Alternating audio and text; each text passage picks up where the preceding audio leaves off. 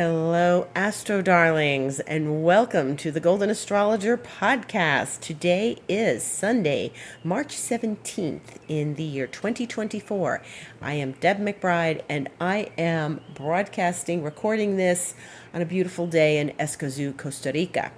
And the sun is setting later and later every week, every day, so it's still very light out here. It's very nice. And we are in the Sun-Neptune conjunction. And this is a very strong annual experience. So one of the things about Neptune, as I talked about last week, is magic. And I spoke about magic on Instagram the other day, and I spoke about magic on this podcast last week. And where can you find the magic right now in your life? What feels like magic to you? Where can you drum up some magic? Where can you put your heart into something and turn it into something magical? Magic is within our reach, and all you have to do is sort of focus on that, turn your attention to it, because Neptune is about the other realms. It's about the unseen realms. And Neptune is also about feeling, emotion, sensitivity, visualization, meditation. But as I said last week, Neptune really brings us to a different place when we tap into its power. And, a lot of times we experience Neptune as this blinding energy, as we are blinded, we are not able to see clearly, it's fog. It's like I've said before, driving in the fog and having to drive very, very slowly, looking very intently over the dashboard at the road that you can only see about 3 feet in front of you, right? And this is something where when the sun joins Neptune, it gives us that moment of light. The illumination of the sun connects with Neptune and gives us some light in that Neptunian fog. Maybe it's the headlights on your car, maybe there's some light, maybe the fog lifts, and we work with Neptune's energy, and we have to surrender to it many times because, it's just, okay, I'm driving in the fog. What can I do? I'm driving in the fog. I don't know what's happening in front of me. However, the things that are important will sift forward for you. And this is why that's why Neptune's really good about meditation. This is why I suggest that if you go into meditation, you sit with the energy and you experience it and you're present for it and you're present with it. The thing about Neptune is you want to grab it and it slips through your hands. You just have to be present and open to it. Because if you go, Saturn's the one that wants you to work. Saturn is the one that's like, okay, I'm going to climb the ladder and I'm going to get somewhere. I'm going to achieve something. Where Neptune is not. Neptune, you think, as I've said before, you think you're going from point A to point B in your little boat on the ocean. And then you wind up at point Z and you're like, how the hell did I get here? I was going from point A to B. What happened? Was it the fog? Was it you lost your consciousness along the way, which is happening with Neptune oftentimes? Neptune leads us to a place that we did not expect. Neptune leads us to a place that is different than what our original intention may have been. Yes, you could set intention with Neptune and want to manifest, but you may feel something very strongly and deep, and then you let it go in your meditation. You feel it, you're there, you're connecting, and then you open your eyes and you're there, but you're in a different, you got there through a different path, a different journey. It wasn't the journey you expected, and maybe what you were feeling into is different than what landed in your life on your plate, right? So that happened for me, certainly, when I came to Costa Rica. Neptune, the first time I came to Costa Rica, Neptune was on my Venus. And I have Venus in a T-square. And Neptune on my Venus in Pisces in 2016. And it was, I came to Costa Rica, and what's here? What do they call it? It's paradise, right? So Neptune going to Venus is paradise. And where is paradise? Well, I was given, a view into paradise when I came here, and it was a complete surprise because I thought I was going on vacation and I didn't know that I was going to live here, right? And I had done some very strong visualizations and intention setting prior to coming here for the first time about living in a place where I had a garden, growing flowers, growing beautiful things, being in a beautiful place. And, I didn't expect this. I thought maybe I'll get a little garden in New York somewhere, I had always had plants and flowers in my house, I always was growing orchids and things there too. But this is something that was completely extraordinary. And Neptune can bring you that if you're open to it. You have to surrender. Neptune asks for us to surrender sometimes. So today in this Neptune transit, the Sun transit Neptune, it happens once a year. It's great to do a meditation, a visualization, something creative, something artsy, something, something very ethereal. Do some magic, do something, go out and look at the stars. If you can't see the stars, go to the water. If you're not near the water, light a candle. Magic is very available to us. It's all in the unseen realms all around us. So my invitation for you today is to connect with the magic of your life and, of course, have gratitude. The more gratitude you have, the greater the experience is going to be of magic and wonder and beauty. And, and may your heart swell with the beauty today and the joy that Neptune can bring. So just feel into the ethereal and feel in that experience, right? And here we are with that aspect, and it's going to be with us for a few days, okay? And then, like it was with us, it wasn't just today. It was exact at 7:22 a.m. Eastern time this morning, which was 5:22 for me. And what was interesting is the moon entered Cancer not long before that, a couple hours before that. And that's nice and watery, and the water of the moon in Cancer, where rulership is there, and then the Sun in Neptune. So it's a very flowing, water experiencing day. And, Sun was gearing up to join Neptune the last few days. And then the Sun will change signs. So these are the last days of the Sun in Pisces. And then the Sun enters Aries on Tuesday at 11:06 p.m. Eastern Time, which will be 9:06 my time. And what happens when the Sun is at the end of the zodiac? It's the turning point of the old year into the new year. So the new astrological year technically begins when the Sun enters Aries. Yeah, we celebrate New Year's January 1st. And then there's always the new moon, the first new moon of the year. It's like starting the year, whatever sign that's in, whether it's Aquarius or whether it's Capricorn. But what we're having is this annual experience where Sun moves through the end of Pisces and then enters Aries, which is fire. And it's where the Sun is exalted. So what do we say about that? The first thing is that remember that Neptune and Pisces are about surrender. Remember that there are so many times you try to grab something and it slips through your hands. That is the energy of Neptune and Pisces. If you've got 12th house planets, if there are planets transiting your 12th house, there are times when you are moving through a 12th house transit, and especially when you've got Saturn moving through your 12th house. Saturn is so material. It's so physical. And you're trying to grasp the whole concept of Saturn moving through your 12th house, and it eludes you because that energy of the 12th house of Neptune, of Pisces, is so elusive. And Saturn is in Pisces right now, as we know. And there will be moments when we're trying to grasp for something as Saturn moves to the end of the zodiac, as Saturn, before it goes into Aries, is at the end of Pisces. Now, the tricky, interesting thing that's going to happen, folks, is that Neptune is going to be there too. So Neptune is gearing up.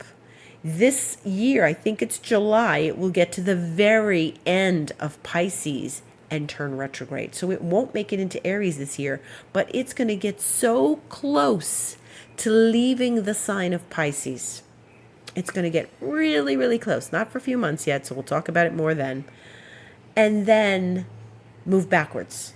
So it's going to like tiptoe, get to the threshold and say, nope, turn it around for another day. And next year, Neptune will enter Aries. And so that is profound. First of all, Neptune is in its domain. Neptune is in its sign that it rules. And when it's there, it's comfortable, it's inspiring, it's creative, it's imaginative and magical. Again, magic.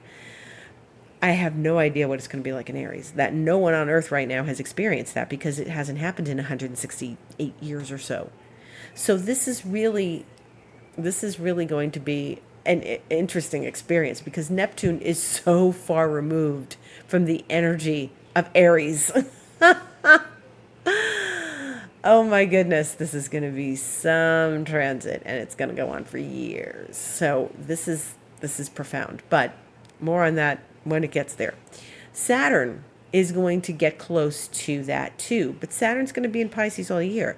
So grasping that Saturn and its, very physical energy, yeah, it can make Pisces things very grounding, sure. But there's also a desire to connect with Saturn because, we need to do Saturn's energy. We need to do that Saturn. We need to take those steps, those one by one, step by step energies that Saturn brings us.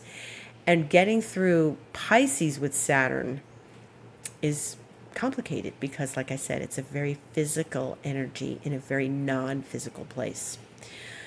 So later this year, we'll have Neptune get very close and then turn around. Saturn won't get that close this year. Saturn's going to get to, in 1819 or something and turn around. And then it'll come back. But Saturn and Neptune give us two different kinds of lessons about Pisces. One is just sort of allowing and being, and that's the Neptunian place, which is Neptune's been there for I think 12 years. In the beginning, maybe a little on and off after it left Aquarius. But Saturn has only been there just about a year. And it's going to be a fascinating journey to clean up that Pisces energy with Saturn. Okay, come on, let's get our ducks in a row. And that doesn't happen in Pisces. The ducks are swimming all over the pond, So it's very there. Saturn wants to tidy it up. Neptune doesn't. Neptune is content with the energies that are just being and just present. Now, as the sun gets ready to leave Pisces, there are things that we learn. Pisces is, as I said, the last moments of the zodiac, okay? Pisces it's in those last moments as the sun, which is at 27, almost 28 degrees right now. And then it goes to 29 and then eventually out on Tuesday night in this region of the world. Right now we have four planets in Pisces, and that's very deep Piscean energy. We have the sun will leave this week, so that will leave us with 3. And we'll talk about later in the week in a moment. The sun is getting to the place where we must surrender. And this is a powerful point. The sun, the life force, the vitality for all of us is sitting at the place of surrender, atonement. It is where we confess our sins. I went to Catholic school, right, for 8 years. It is where Christ is on the cross. Why have you forsaken me? It is that moment of getting on your knees and praying and asking God or Goddess or universe or whatever you believe in, Buddha, whatever you believe in, for forgiveness, to be with you, to be present for you, and God, I want to know you, and connect with spirit on a very deep level. So the fact that the sun and Neptune are together at this place in toward the very end of the zodiac at 27 degrees. And then when Neptune comes to this place, when Neptune gets to 29, this is all about the surrender, let go and let God. And whatever you believe in, whoever, whatever force, spirit, universe, maybe you don't believe in anything, but there is a moment that you must let go. And if you don't believe in anything, that's fine. That's your choice. If you're an atheist, but there, about surrender.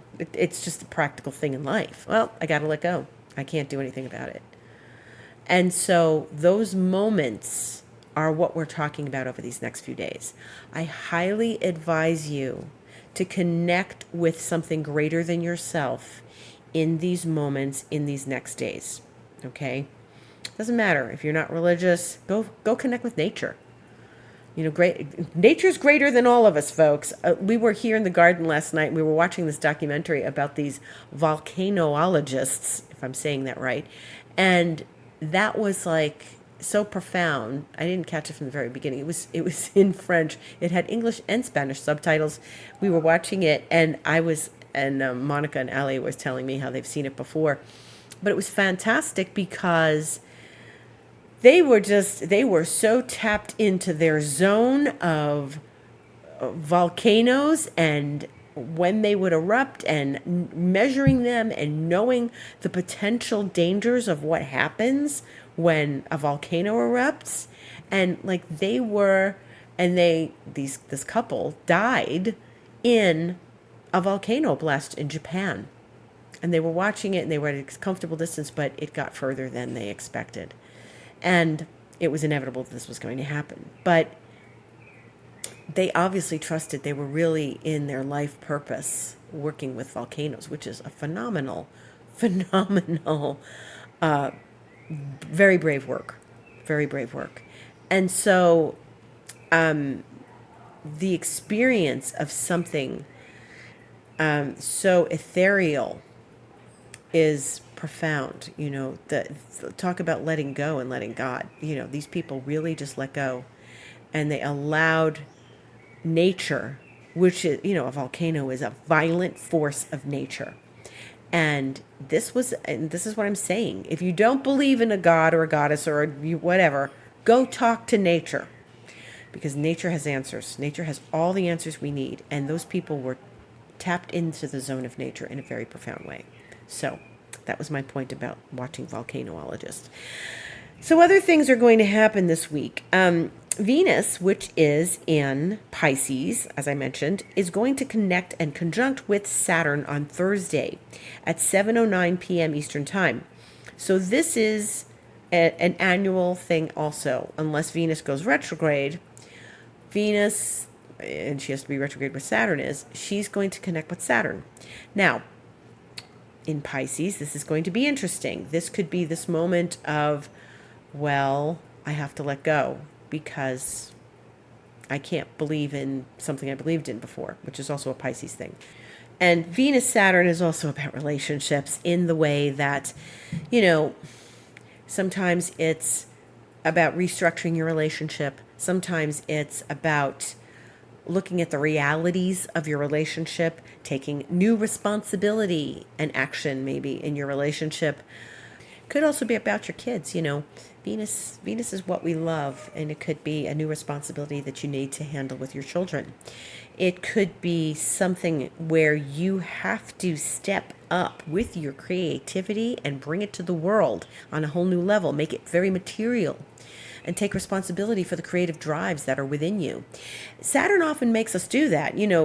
Saturn is what we would rather avoid doing. Sometimes it's responsibility. Sometimes it's just the fear of our own greatness and the fear of being rejected. Oh, goodness, is that big with Venus-Saturn. Rejected by your art, rejected by your audience, rejected by a lover, rejected by your family, rejected by your cat, who is a little bit of a Madam. she's across the room. Um, there's a very strong, fear of rejection with Venus Saturn. So we're going to experience that this week, and it doesn't have to be rejection. It's overcoming. Saturn wants us to really work through it and overcome and take responsibility for our talents. So many people, as long as I've been in the coaching space and in as I am the mentor and the mentee in these last years, what I've experienced is people thinking that imposter syndrome, having to get over imposter syndrome. And it's just move past it. Just stand up, own your talents, your abilities, and move past that imposter syndrome and own your creative genius. And that's really a Venus Saturn thing too. But we have to get past our fear of being rejected and it's or unloved, you could be loved and rejected at the same time for whatever reason. That could work out in some weird way. Someone who loves you has to have boundaries and says, I can't do that for you right now. Or you have to lovingly set boundaries with someone in your life. Maybe your kids, maybe your spouse, maybe someone at work. But there is boundary setting many times with Venus Saturn. And these are all the possibilities. It doesn't have to be rejection. It doesn't have to be crumpling in a veil of tears and saying nobody loves me. It's really heroic to stand up and say, I'm going to put my work out there no matter what. I'm going to put that post out there no matter what anybody thinks, and I don't care if they criticize me or what they do, because criticism can be high with Venus Saturn. And be very aware and listen to how you speak to yourself. Venus in Pisces has empathy for days, empathy for years. Venus in Pisces, as I spoke about last week, as Venus was entering Pisces, and how it's sparkly and glamorous. But when it meets with Saturn, a shadow can come forward. And the words we speak to ourselves and the expectations we have of ourselves can be very harsh. So please, please keep that in mind and be gentle and empathic with yourself. And then on Friday, Mars is going to enter Pisces. So as the sun, this is what I said later in the week, the sun is going to enter Aries, which is Mars's domain. And Mars, that is currently in Aquarius, is going to slip out and go into Pisces Friday the 22nd at 7:47 p.m. Eastern Time. And so this is quite the shifting of energies. The sun, which is comfortable in Pisces and brings illumination, is going to get out of there and go into Aries.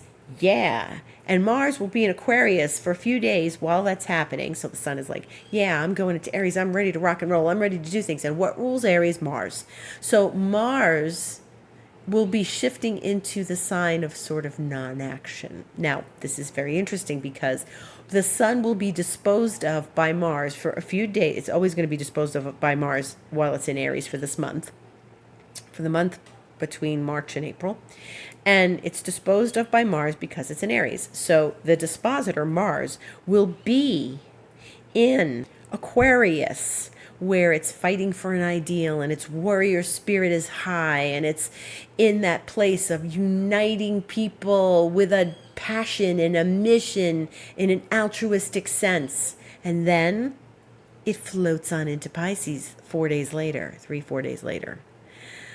So now the sun, which was disposed of by a Mars in Aquarius, uniting people in the collective unconscious and in groups and communities, now gets to Mars. I'm going to sleep now.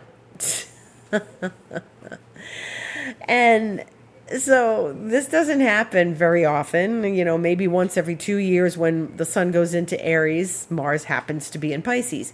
But it's going into Pisces, and that doesn't mean that it's bad. It's not, it's Mars's favorite place. But Mars in Pisces is energy for empathy, compassion. Energy for healing. So this Aries season, we're going to get a big dose of Mars in Pisces. Now, Mars is going to stay there. Mars does not leave Pisces the entire time that the sun is in Aries. So once it goes in on Friday night, Eastern time, it's going to remain there throughout the sun's journey through Aries. So this is very interesting. The sun is in its exaltation place, and yet the dispositor is in a place of surrender, peace, meditation, and the place where we can't grasp something, that it's elusive. Mars will go into Pisces and then replace the sun there. So for a few days, there'll be 3 planets in Pisces. There'll be Venus, there'll be Saturn, there'll be Neptune. And then Mars will go in and join it again. There'll be 4. And so this is, again, a stack of planets in Pisces. And so we are being asked again, yet again, even as Pisces season comes to a close, as far as the sun is concerned, we're being asked to do the empathic, altruistic, compassionate thing. And our energies this Aries season are directed towards inner work, healing, meditation, sensitivity, a consciousness, okay? And I find this fascinating because, as you know, we have an eclipse next week. We have an eclipse on Monday the 25th, a week from tomorrow. And it's in Libra, and the sun will be in Aries. And both of the planets, that planet that rules the sun, which will be in Aries, and the moon in Libra, both of them will be in Pisces. So the sun is in Aries, the moon is in Libra because it's a lunar eclipse and an opposition, a full moon. And Venus, the planet that rules Libra, will be in Pisces. And Venus is exalted in Pisces, so that's a good thing for the eclipse. But Mars, which also will be the one that rules the sun. So the 2 planets that rule the eclipse, rule the planets experiencing the eclipse, well, really it's Libra, but those 2 planets involved in the eclipse are ruled by planets that will be in the sign of Pisces. So this is something to consider. This means that something very ethereal, magical, empathic, elusive can come through during this eclipse. Okay? So this is very interesting. So this means don't get ahead of yourself. Don't go pushing everybody around. Keep your head on and your temper, and there's something a bit untenable about this, something that we don't grasp, something that we don't maybe don't completely understand. And so it's a very profoundly interesting time. And this is a really interesting eclipse. I don't have a bad feeling about either eclipse. I don't feel like, that energy feels weird and it's making me queasy and I feel like I'm on a roller coaster. I'm not feeling that right now. But then talk to me after this first eclipse and you'll get to hear me talk about it if you're listening these next weeks. One eclipse is a week away and the next one after that is 3 weeks from now. So I have watched an eclipse come and be really amazed and it's so fantastic. And then between the first one and the second one, the energy changes and it's like, ugh. So stay tuned to the Golden Astrologer Podcast and the Golden Astrologer Instagram so that you can hear me relay my findings from the field. both the field of nature and earth and the quantum field. So we are entering a very interesting time. So how do we navigate this? Well, first, remember spirit throughout this. Remember, don't hold on too tight to anything. Hold on to your faith and your heart through all of this. So this is so important because this energy of the eclipse is both of those sun and moon are, it could be that both of them, Venus and Mars could have both been in Aries, right? No. It could be that Venus is in Taurus, right? No. She's in her place of exaltation. Mars will be in its place. It's not. A debilitating place like Taurus or or Libra, but it's in a place of, you know, reserve and a place where the energies of Mars are not apparent. Now, Mars in Pisces can be a little tricky, and it's where we go to assert ourselves. And like, I've had 12th house Mars transits, and people think I'm being pushy, and I'm just like, I just asked very politely for something, and you think I'm being pushy. That's not true. I wasn't doing that. It's like this shadow follows you around, and it's like this experience of Mars in Pisces is the shadow, like sort of making fun of you behind you, and you don't see it. Like, haha, you're trying to assert yourself in a time when we're not supposed to be asserting ourselves. So let answers flow to you. Let answers come to you. Assert yourself in a non-assertive way, meaning come through the back door. Find ways to get your energy out there through the back door, which is sounds backwards, right? Mars comes through the front door all the time. Mars is first to come through the front door. Coming through the front door. This is not that kind of Mars. This is a kind of Mars that asks us to relinquish something, relinquish control, and be the spiritual warrior. Okay? Very fascinating time. The other things that are happening this week is that one of the other things is that Mercury and Chiron will come together on Wednesday. So that Mercury Chiron happening right before the Venus Saturn, listen to your thoughts, pay close attention, because these are things that really echo in the realms of woundedness and lack of love, and it doesn't need to feel like that. It doesn't need to be that way. We want to connect with the energies that reveal where we may need to like step forward, do a little work on ourselves. Okay, listen carefully. Listen to the way you're talking to yourself, Venus, Saturn, and Mercury, Chiron. Okay, these are conjunctions. They are strong aspects. They can be very, since they're close to each other, by days, this can be very much entangled with one another. So you may have a couple of days where you feel like, I'm no good. I'm no good at this. Why am I even bothering? Just let it pass through you. Let it pass through you. Okay. And Venus and Jupiter are going to make a sextile next Sunday, the 24th, right before the eclipse. So that's very good. That's very good. Venus in Pisces, Jupiter in Taurus. Jupiter was the original ruler of Pisces before Neptune was discovered, and Venus is the ruler of Taurus. So they are in each other's signs. They're in each other's apartments. They're in each other's domains. So I think this is really positive and good as we enter to that eclipse on Monday. And we're going to talk more about the eclipse on Monday, because I will be feeling into the energy, as I suggest you do. As we get closer to that eclipse, I will have more to tell you about that. The eclipse occurs at 3 a.m. Eastern Time, Monday the 25th. And so it's the middle of the night. And eclipses are always high energy. So have some warm milk before you go to bed. Do your nighttime ritual. Take a hot bath. Snuggle up with the kitty, and keep the caffeine vibe low that day on Sunday, so that you can experience a good night's rest that night, because eclipses are high energy and we could be up half the night, right?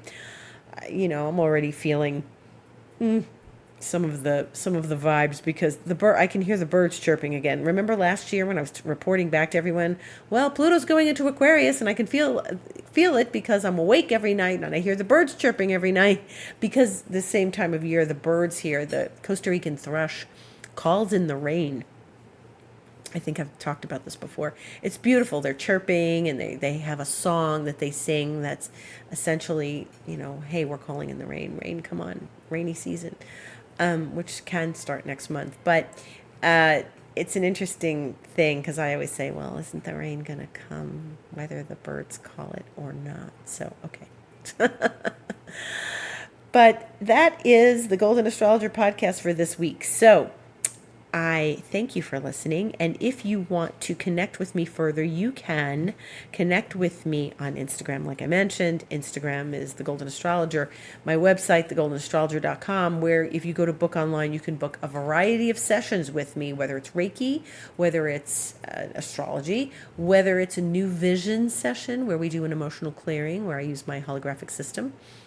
And also, card readings, a variety of card readings, alchemy, archetype, tarot.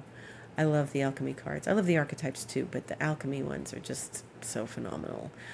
And also, you can sign up for expansion mentoring on my website if you go to thegoldenastrologer.com, book online. If you want to connect with me and talk about expansion mentoring, we can do that. Write to me, info@thegoldenastrologer.com, or deb@debmcbride.com, and you can tell me what your questions are, and we can go through that. Thank you so much for listening. A wonderful, beautiful week ahead. Enjoy this Neptunian energy, and I will see you at the moments before the eclipse. Gratitude to all.